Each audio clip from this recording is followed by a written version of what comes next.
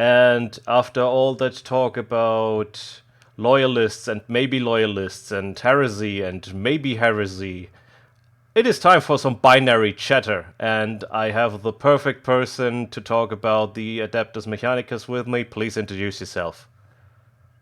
Hi, this is I guess Forge World Tigress online, but call me Paul, all the way from just past north of the middle of nowhere in Canada. But okay, that is a quite accurate.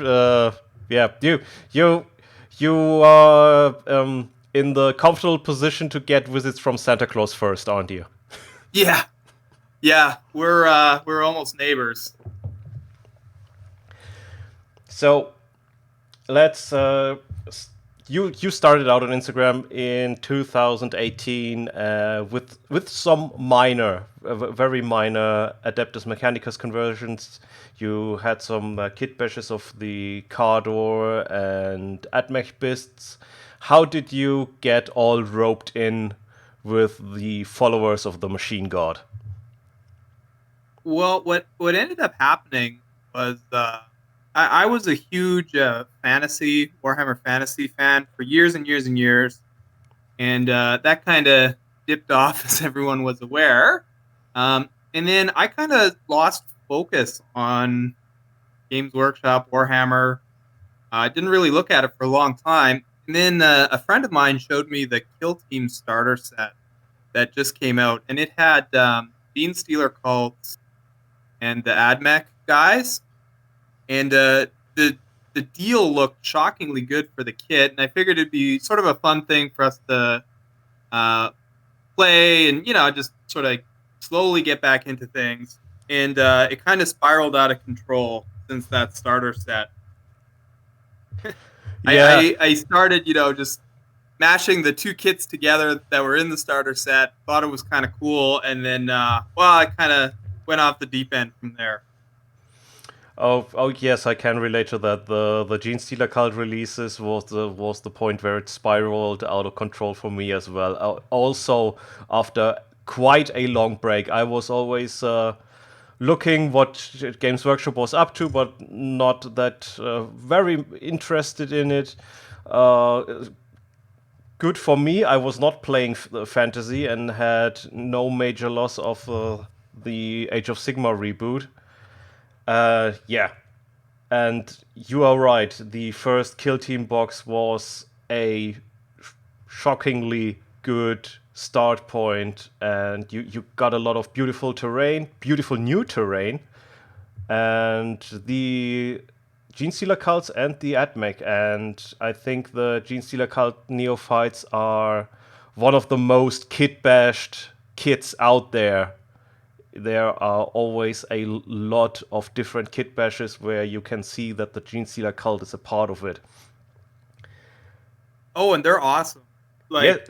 Like when they were having their sort of their second wave splash release, it seemed to me basically every time that they had a Bean Stealer release, I saw that as something that I could kit bash.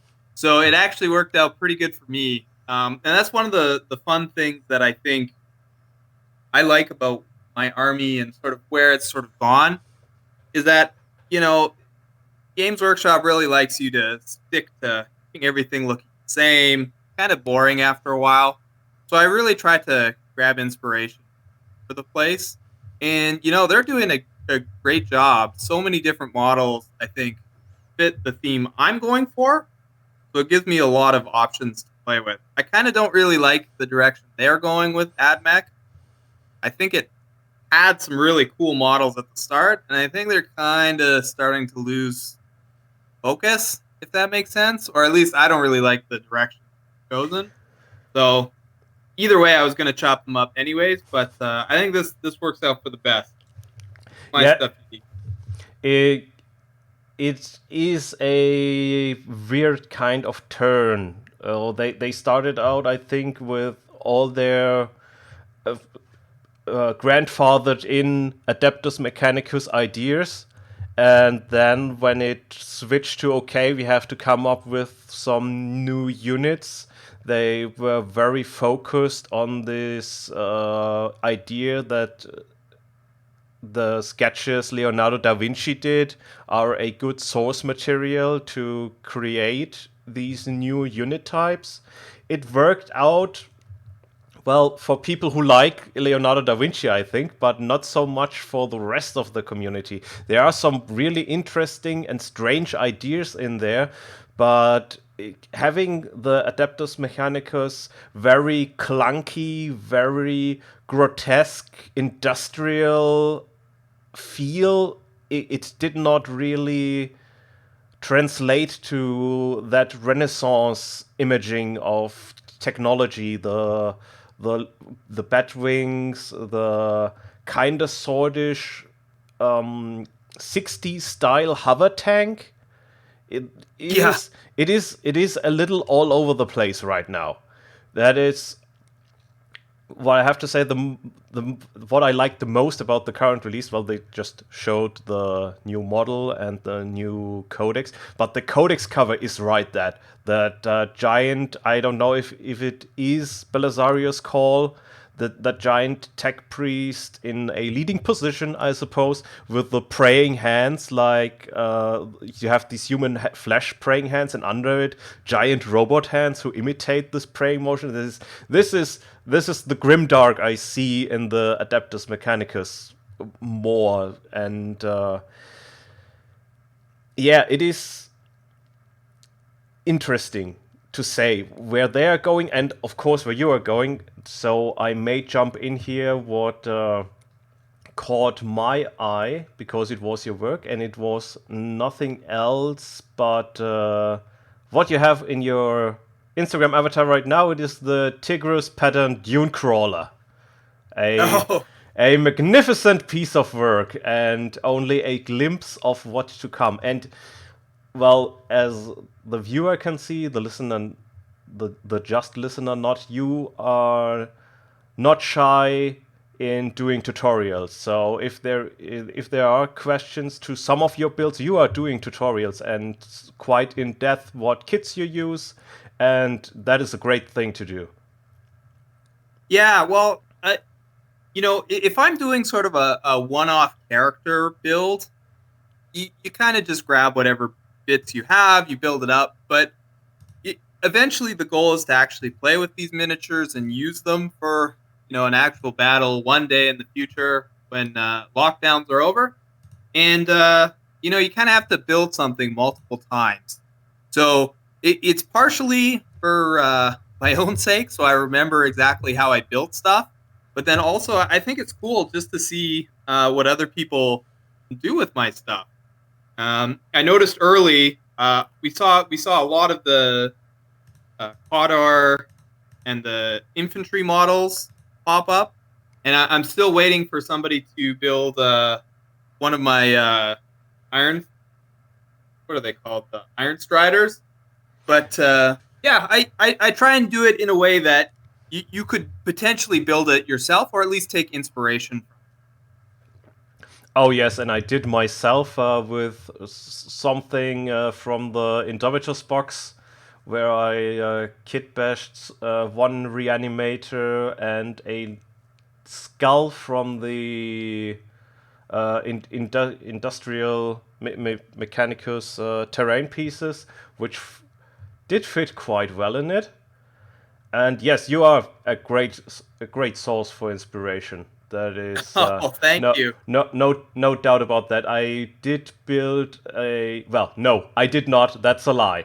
I bought the Start Collecting Adeptus Mechanicus set, and the other ones, the not knights, the smaller ones. I never get their name right. Oh, the Armiger. Arbiger or some, Yeah. yes, something like that, and gave it to a very good friend who is way better at kit bashing and modeling work as myself, and said, "You make me this," and so he did. And yeah, it is still in his possession. his goal is to do some freehand work on it, but he's taking his time. But well, it was the inspiration, and in theory I have one. It is somewhere else, but I have one. And Oh no, that's super cool. I look forward to seeing it.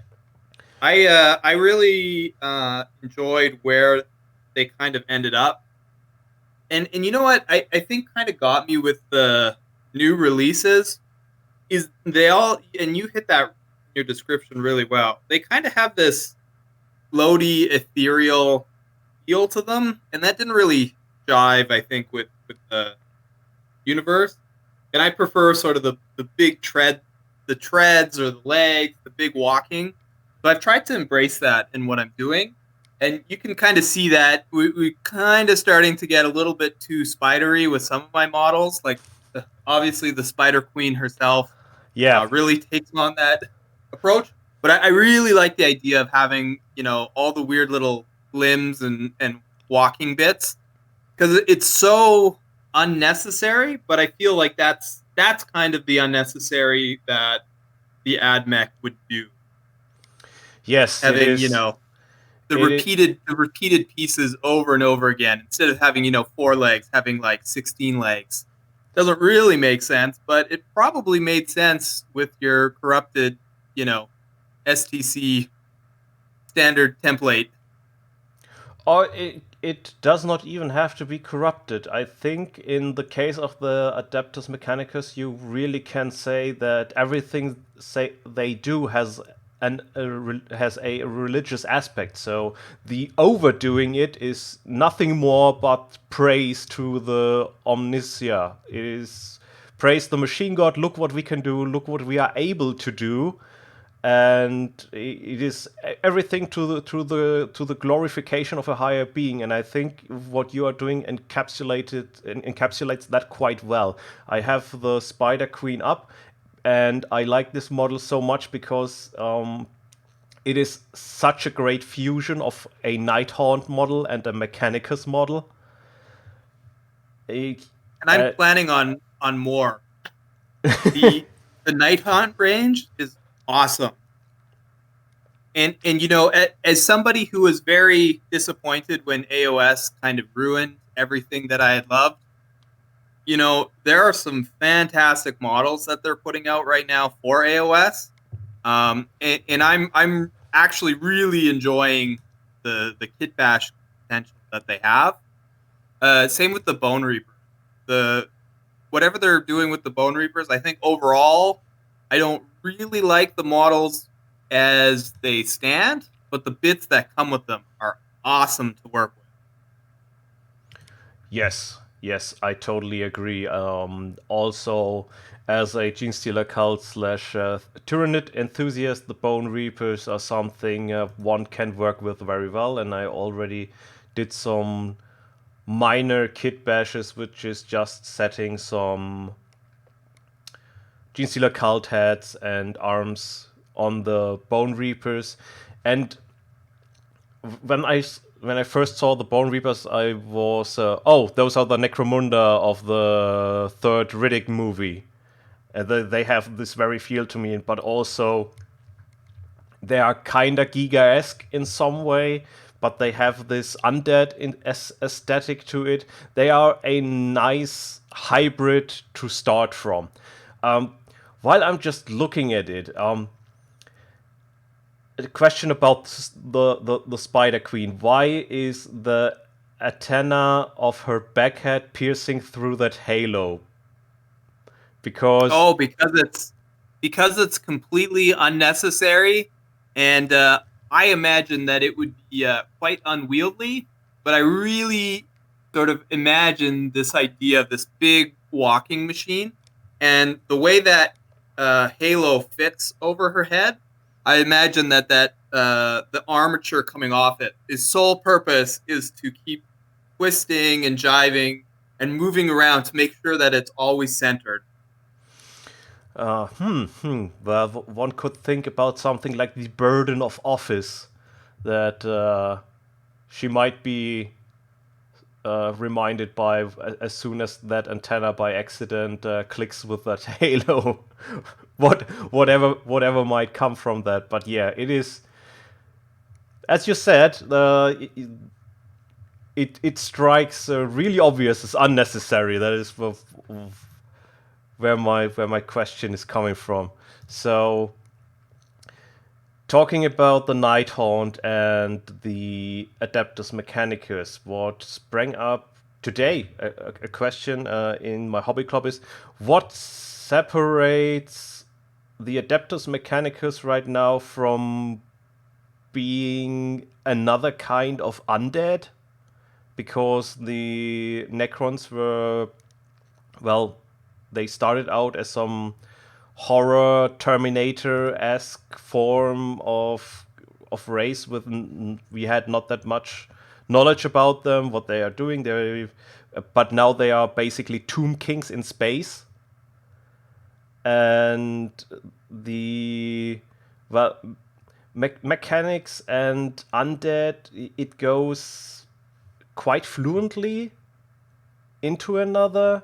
So I think it was always a part of the Adeptus Mechanicus. Cut away the flesh, replace it with strong iron, and but just to a point, because as we know, artificial intelligence is forbidden in the 40k universe for quite gruesome reasons. And yes, it is. Is it? Do you see it a challenge to keep the undead flair away from the Adeptus Mechanicus, or do you say you cannot go without a little undead flair when it comes to the followers of the Machine God? I actually really try to embrace that, because I really, really, really like the skull aesthetic on like the servo skulls and that kind of stuff. And I really like the idea that they're using the brains sort of as your sort of computer, right? Everything is plugged into the brains of these animals, or humans, or whatever serfs getting repurposed into these devices. And I've really tried to keep with that. One of the most unnecessary parts about Games Workshop is that there's so many skulls everywhere on everything, and I really try and keep going with that. I kind of see the Adeptus Mechanicus realistically. It mirrors and parallels undead very well, and I kind of see it almost like the necromancer, right? The one in charge, and that would be sort of the Spider Queen, sort of the one in charge, and then everyone else is sort of a thrall to them. They don't really have control. They're all just sort of being controlled by the puppet master. And I really like the idea of just having the weird skulls on it, as you may have noticed. Yes, you do quite a good use of the every all the skull kit Games Workshop put out. I mean, it is the Iron Striders you made are the perfect example to just add a skull to a machine and give it some additional creepiness. It is very very disturbing to look at.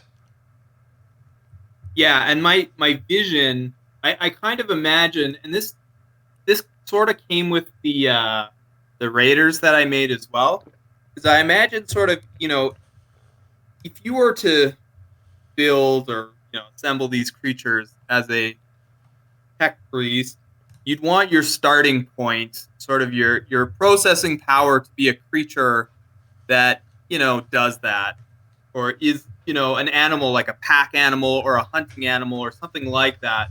So if you take the brains of that, you plug that into your system, you already have sort of the primal instincts of that creature in there.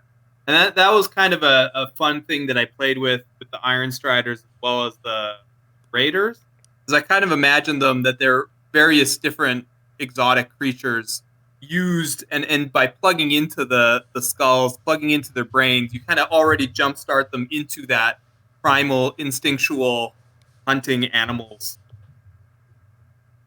Yeah, it is. It is a good starting point. I brought the Raiders up for the viewers, and I'm still a bit sad that the idea with the mechanical feather plume did not work out as you wanted, Oh, because it would have given them a little more ostrich slash chocobo style appearance. But as you use different animal heads from the Bone Reapers, I think, yeah, it is from the Bone Reapers. It yeah. i- it still fits quite. Now they look more like a plucked chicken, which has no plume at all, and it works quite well. It looks great. I mean, there is nothing you produced so far which I would say that does not look great. And Oh, well, thank you. And I will say, the reason why I kind of abandoned that was because those skulls were so hard to get. I tried for maybe 4 or 5 months to see if anybody was willing to trade me those skulls or something. I didn't really want to be buying, 5 box sets just to get the right skulls. yeah, So when that kind of happened, I lost steam making the plumage because it just didn't really seem necessary, especially when I branched off into different animals. That's kind of the one challenging piece, especially with a lot of the different versions that you do, is you end up getting stuck because you have one piece that works really great, but it happens to be in a $70 set or something, and there's very little chance of getting multiple. yes, that is quite a problem. That is, but And I even went to the extent I have a background with computers, so I was trying to even 3D print some Raven skulls for them, but I just the detail just wasn't working on that fine scale. I need a better 3D printer to sort that stuff out.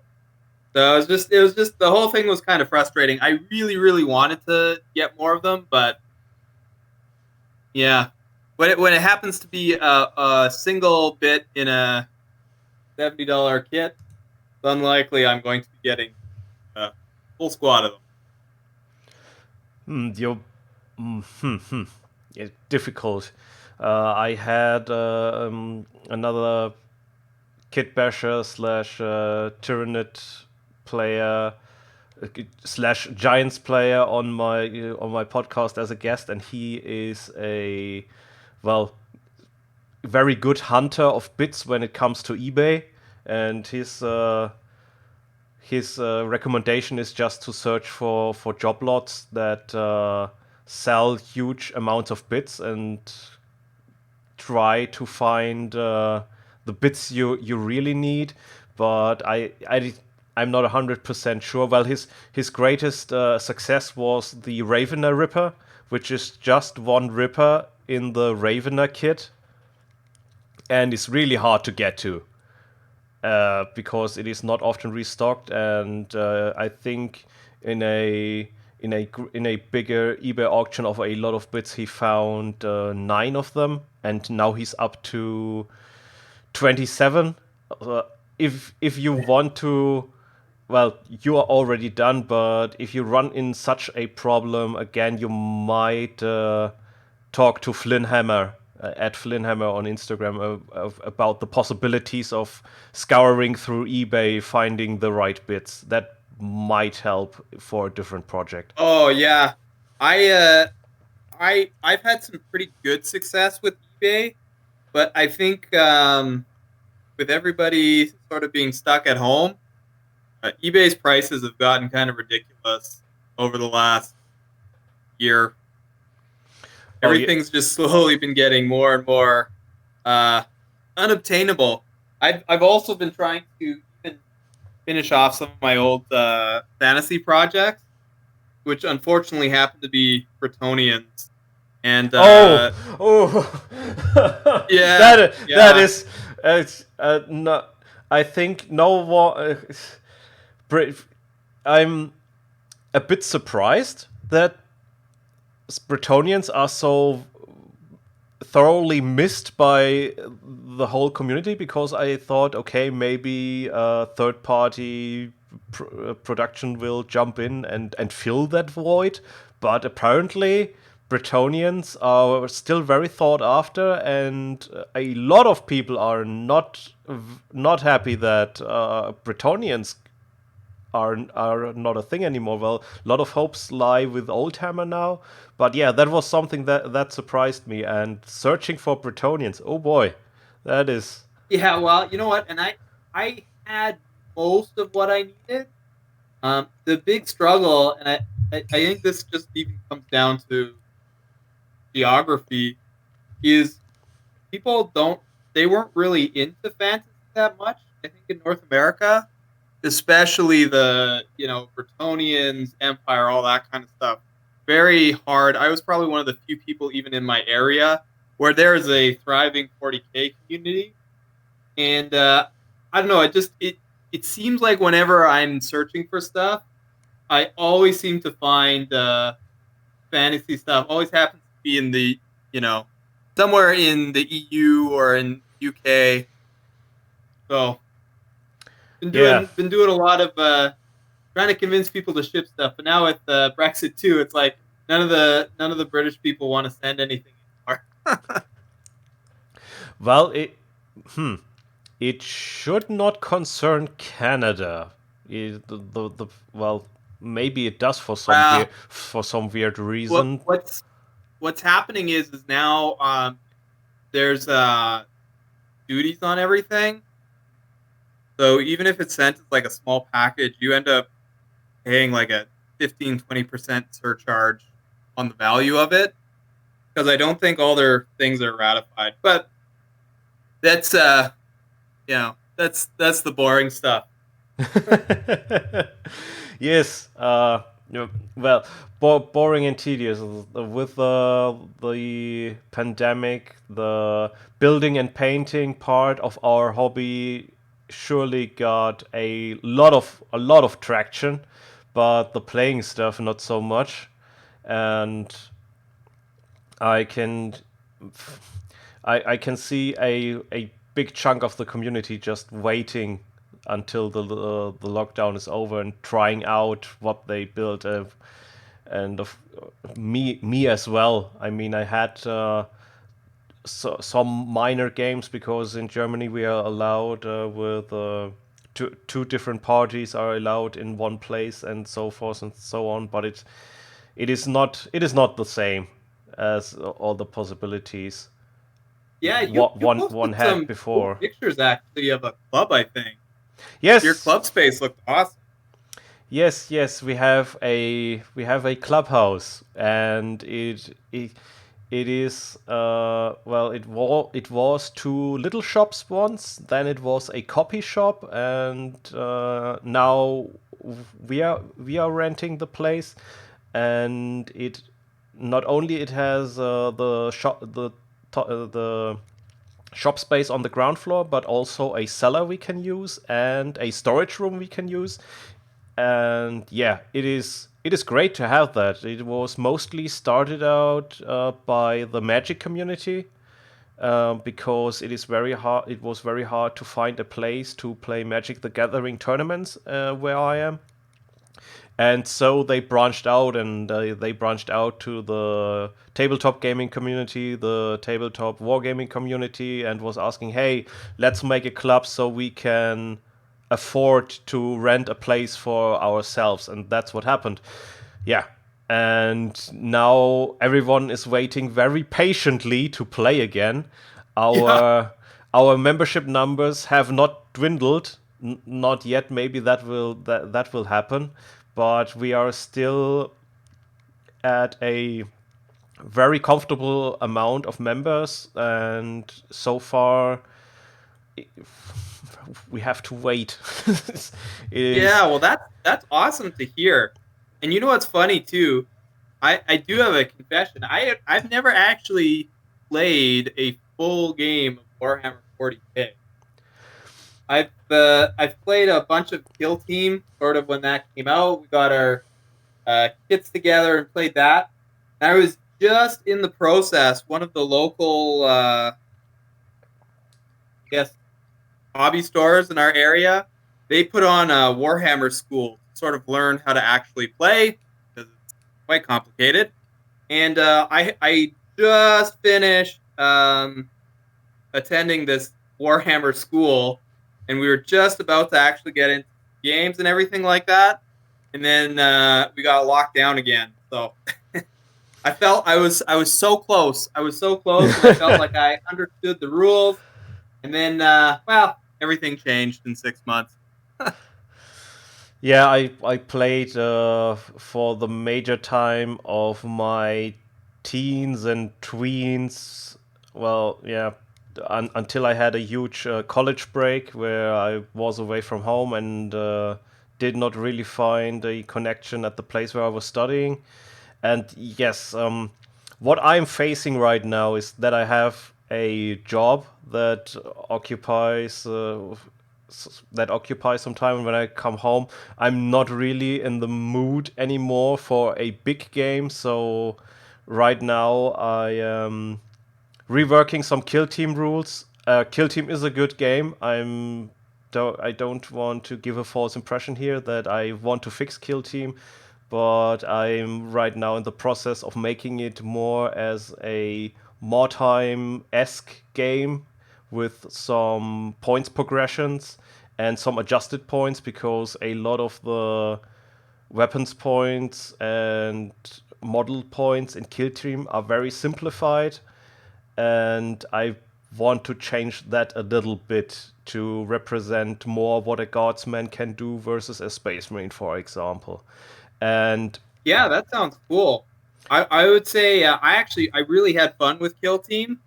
My only thing, as per usual, is that Space Marines are well, they always have the most advantageous rules, so to speak. I found it impossible to kill my friends' Space Marines, whether it was special rules, armor, send a command point, they just stand back up miraculously. It's just impossible to keep Marines down. yes, they have the unnatural physiology is a very good rule. It by Too good. yeah, by design it gives them an additional wound by not giving them an additional wound. But yeah, the first Kill Team campaign I led was utterly dominated by the Grey Knights. It was the only 3+ team. It was one Orc, one Adeptus Mechanicus, one Imperial Guard, one Gene Stealer. And for story reasons, I played some Renegade Chaos and Orcs as well. And yeah, the only time the Orcs ruled supreme over the Grey Knights was when he did not managed his re-roll of the armor save, because usually he was very good at armor saving, and the few times he did fail his armor save, he got saved by the re-roll. And yeah, it was quite a Herculean task to face on the Grey Knights, especially with the very strong Psybolt. It's just another free shot for a already very powerful unit. Yeah, it has some problems. I've tried to fix that, and maybe when the lockdown is over, there will be some playtesting. I apologize to the long-time listeners who hear me maybe ramble about that for every episode now. But yeah, it is something to look forward, and I hope it will happen. And yeah, you have talking of skirmish games. You have some Inquisition 28 tags is that a system you tried, or is that a community you are just dabbling in because it suits your enormous talent? Oh well, I wouldn't say enormous, but I tag it because it's popular. I didn't even know there was a rule system in place for that. It's kind of interesting how Instagram communities form. I had no idea a lot of the stuff sort of existed in the background, and I just saw the the the, the Inc. 28 stuff just looked super cool whenever I saw it, and I just wanted to make sure my stuff was being seen with that stuff. There are some really cool and talented people out there, and I just try to be a part of it. Oh, you most certainly are. And talking of that, might want to go to a model that transports that so very well, and that is the emissary you constructed. Oh yeah. That is quite a sight to behold. That model. This, how do you know how many kids are in this model? Not that many actually. Okay. I have the model right here. It's actually it's one of my more favorite pieces.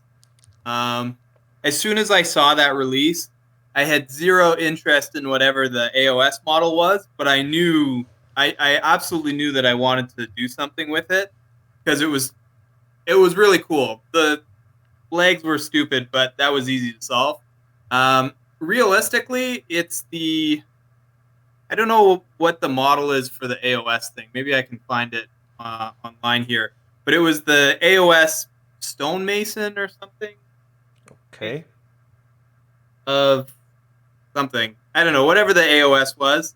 Um, then it had the Necron Stalkers. Sorry, it's hilarious. I just kind of look at the kits online and buy them their bits. I rarely even look at the titles. Let's see if I'm just on their website right now. See if I can find things. It might be the Rafts. The Yeah. It was the Wraiths. Wraith. Yeah. What and they had all those little clicker like the claw things. They worked great as feet. So most of it came from that. Uh, there are a couple random bits that I think I got online. I actually use the Space Marines Primarch's backpack as sort of the power unit in the back. And then there are a couple. Well, maybe I guess there are a lot of models. Uh, and then I do use Call's staff to give it some cool definition bits. And then else is unique. Oh, and then one of the kits that I absolutely, really liked was they were it was like a box game it's called Warcry, but there was a army that had the iron like The the Iron chaos Golems. icons, the unmade. There we go. Ah, the Unmade. Okay. And you know what? I know it sounds heretical, but when I saw that, I was like, man, that is the coolest looking stuff ever. And I really tried to use that elsewhere. And I think it started with the emissary with having sort of the iron halo floating over him. And then I put something similar on the Spider Queen. And then now, actually, most of my Sisters of Battle, all the Sisters Superior, have some sort of iron halo. And it's quite fiddly because I actually do bother to cut off all the points and make sure that they don't actually equal 8. 8-pointed Star of Chaos because that would be bad. So I do go to the effort of trimming them all up and making sure that the points don't actually equal anything chaotic. So, coming to the making process, I do consider myself a little bit of a mech boy, and orc tech is super easy to kit bash because you don't have to care at all and just bash it together, while your work is very thought through and you go the extra mile to always put in some little detail. What I think very uh, is very you is you always try to fit in some kind of control panel for the rider of whatever it is, and that extra effort makes it always look so much better.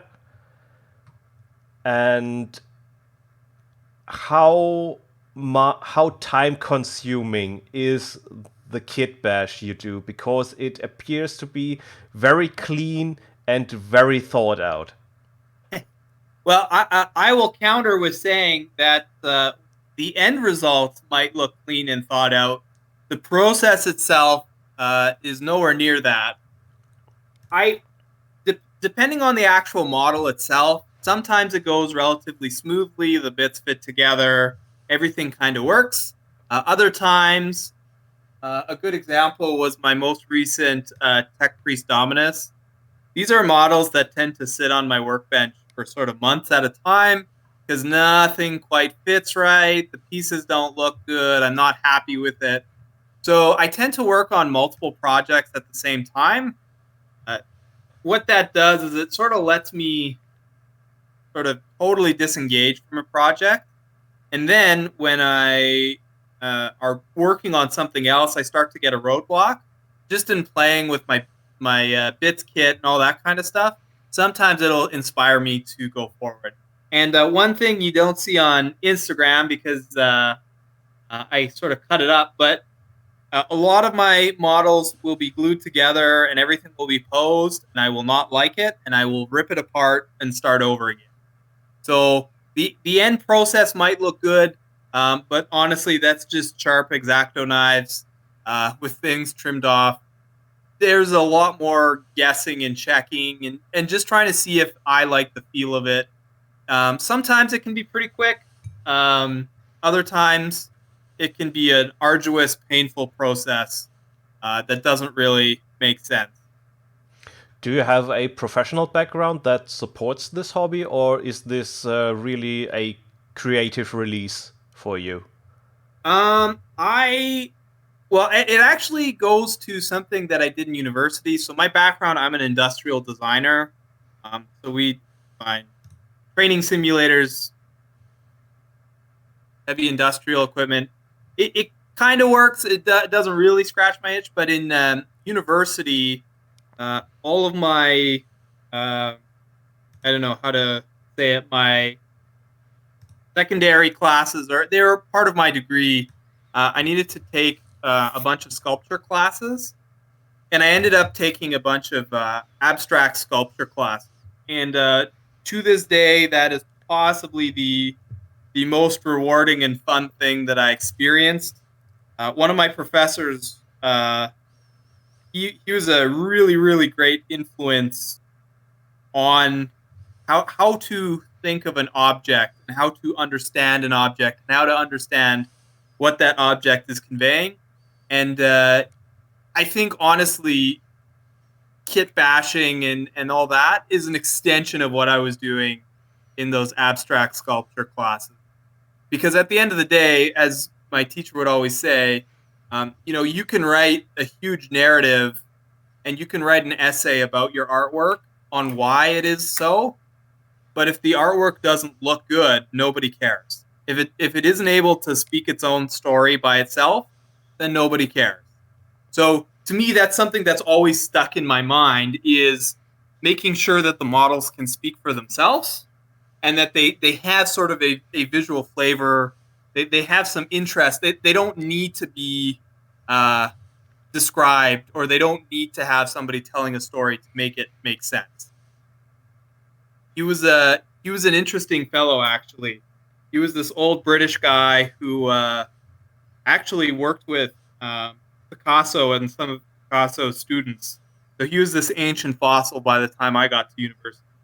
But yeah, he was this old British guy, and it's funny because every so often while I'm kit bashing, I can vividly picture him in my head saying one of his famous sort of catch lines, and he would always say this, and it would be sort of this massive soul crusher in class. But he would sort of stare at something, and he'd sort of look back, and then he'd go, "Well, you can't make it any worse."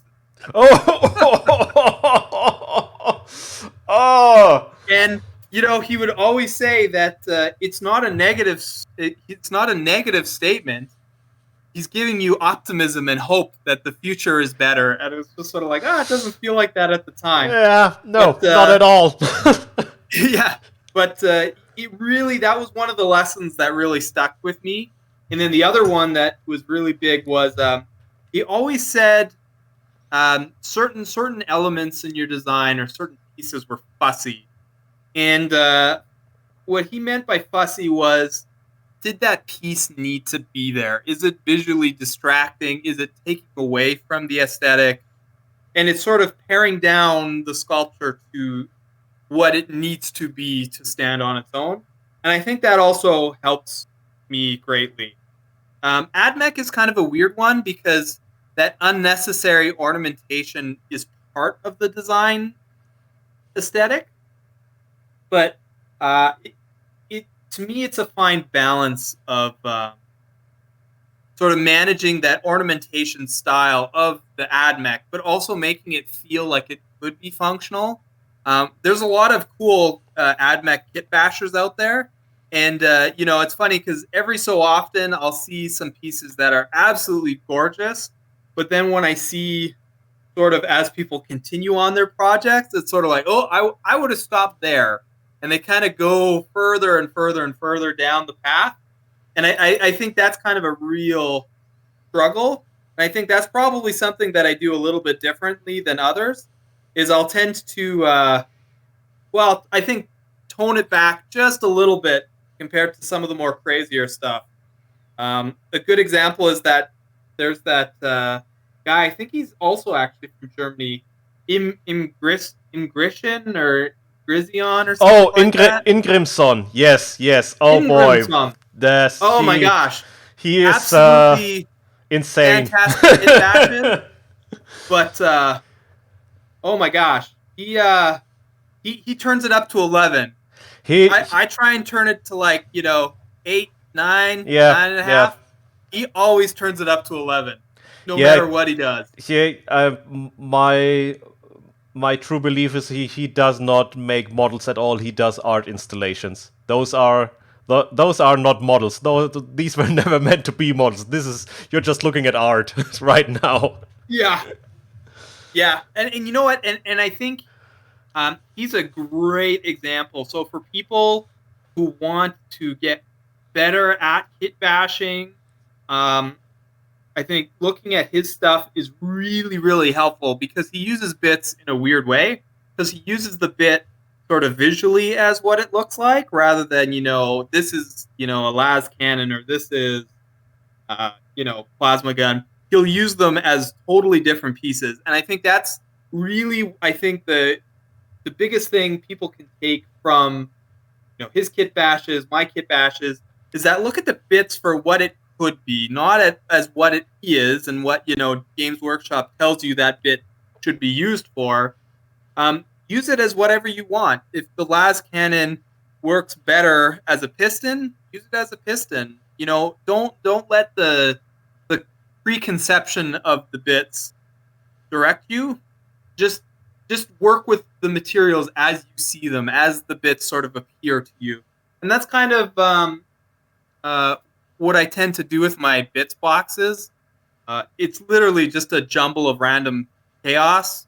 I rarely try to keep stuff organized in that fashion, and I find it helps me to be more creative with the bits, because you kind of just see the bits as they come, and I just sort of chop them up, break them down, and turn them into whatever. And that's kind of the other big thing I would say is some bits are precious, but at the end of the day, it's just plastic. Who cares?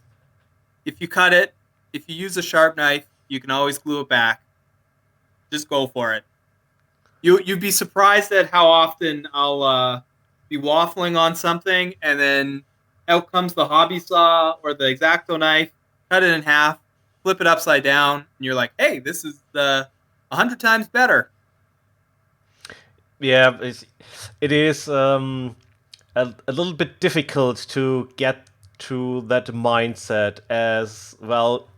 It is plastic, just plastic indeed, but you also paid quite a hefty price at some point, and there might be, well, for me, is there is always some anxiety at the back of the head. Oh, am I botching this completely or something like that?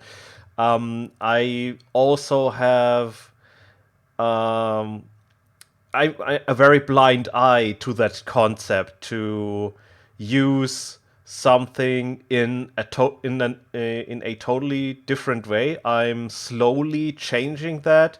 I made a kit bash of Gasgul Magaruk Thraka to resemble a more orky warlord that turned out to be great. The Ambot of Necromunda is also I would say, a great starter kit for kit bashes because you have so many different mechanical pieces in there that could do a lot in different ways. That kit with these two Ambots in it is just a gift that keeps on giving. I really enjoy working with that kit. What I also And I do too. I actually I'm currently working on a project using that as a base. I really enjoyed working with that kit as well. Actually, I'm currently I ended up trading for a bunch of Bretonians with a guy, so I'm doing some cyber rats for him. He liked my Skaven conversions, but he was looking for something a little bit more steampunk. So that's what's next, sort of in the pipeline. Um, Trying to make some cyber rats, but he wanted to use them as destroyers and breachers for 40K. So that's kind of the only guidance that I have, that it needs to fit on the base, generally be the size of a destroyer, and the weapons kind of look like they should be. So yeah, stay tuned for that.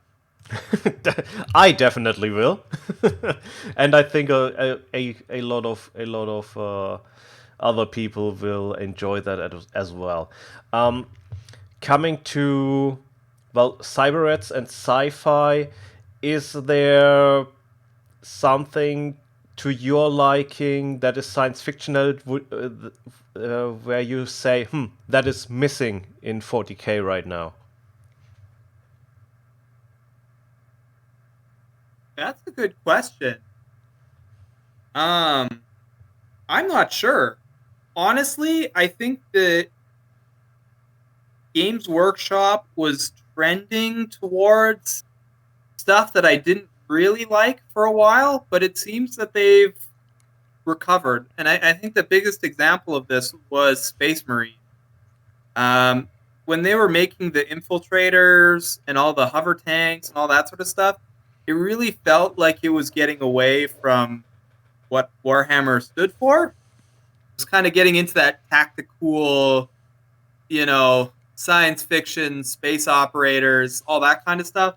But it seems now, especially when you look at a kit like the new Blade Guard, that they're finally understanding that I didn't like that. And I think there was a lot of people that didn't.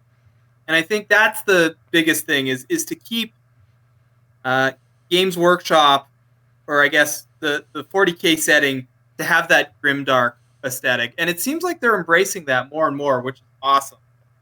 And I would say I don't really have a good sci-fi reference, but to me, what's been very formative and actually sort of helps, and a lot of where my ideas came from is actually Dark Souls of all places. A very visually stunning video game that is incredibly frustrating. And I really, really, really enjoyed the visual aspect of that game, and I really try to incorporate the spookiness of that stuff into what I'm doing. And I find it works really well in the 40K setting. That is very interesting because I think Dark Souls is only known for some memes and the very difficult aspect of the game, and not so much for its visuals. That Oh, the visuals are awesome. The director of the game, Miyazaki, um, takes a lot of his inspiration um, from the comics Berserk. oh, They're on the Canadian Netflix. You probably I'm hopefully your I'm viewers and familiar with stuff heard of Berserk. with Berserk. Yes. Yeah, okay. That's kind of the visual style that Dark Souls takes on. Miyazaki absolutely was a huge fan of Berserk, and so that's kind of the aesthetic. And I just there's always these moments in these Dark Souls boss fights that, true to their word, they are aggressively difficult at times. But you're sort of like this little peon going up against this titan of a beast, this grotesque monster, and that feels very appropriate for 40K. Like, just I always sort of joke with my buddies. It's sort of like imagining, you're this poor lonely guardsman coming across Abaddon. Like, what's going to happen? Terrible. And I think that's kind of the vision that everyone has. There's always that bigger fish in the pond, and 40K, all that. There's always that bigger monster, that bigger creature, that more intense scale. And I think that's the one thing that Warhammer captures really well, is that scale of difference between sort of the different monsters. And it's getting actually really cool. Like the new the Bellacore model, that Very thing looks huge. absolutely massive. So I don't know how I transport that, but I really like where things are headed. Oh yeah, on a visual from a visual standpoint, the new Bellacore is a amazing model. It has some there is some place for critique, but well, my main problem is really like, where do I put this? it, Yeah, it is. It, uh, I really want him, but I also have no idea where to put him. I already have so much stuff, and now I have to find. Well, I'm not a demon player. I'm not a per se very active chaos player. It gets tricky. It comes to another topic, which would be, where do you store your miniatures and how do you store your miniatures, because that is always a problem. And as soon as you live with somebody else in one space, it becomes the problem of two people, because it is the question, why does your stuff take so much place? You barely touch it. It is well, it is a whole other can of worms. But yes, as you said, the scaling of 40K is well, there's no lit. I mean, you always have these comparisons. Oh, which universe, who would win? And you have the ship scaling where it really gets out of hand, and the Titans, and Titans with cathedrals on it, and ships with cathedrals on it, and so it's always big. But as you were making your point, it jumped to my head. Well, war in and of itself, and war with so many different factions involved in it, is a very scary beast in and of itself, and so huge and so threatening that yeah, trying to encapsulate that in one big scary model is quite a task. And I would say with your Queen of Spiders, you did that very, very well. That is some some horror aspect, and especially due to the big cannons you mounted on her. That old imperial saying, "Big cannons never sleep." Yeah. Well, and you know what's interesting? Most of the cool stuff on that came from Titanicus. That's another really awesome source of bits.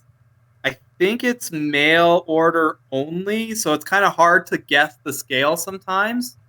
But if you are looking for mechanical bits, arms for stuff, it's a great place to start. I've had really great success with those bits, and I'm actually working. One of my side projects is an armiger that is using pretty much all Titanicus weapons, and that the scale is like perfect for them. Well, we blasted through an hour. I thank you so much for your time. Yeah, no And problem. Thanks for having me. I'm looking forward to what you do and will do, and hopefully what great creations comes as or battle reports when the lockdown is finally over. Yes, I will say just real quick, thanks for having me. It was lots of fun. And then as well, people may have noticed I haven't been very active in the last couple months. I just got a puppy. She's super adorable. She's wonderful, but she's also a terror. So my hobby time, unfortunately, has been cut a little bit short. I'm hoping to get a little bit more back into it once we're out of the pee on the carpet stage. Oh, yes. Okay, that was the What is on the Tabletop podcast. Goodbye, everybody.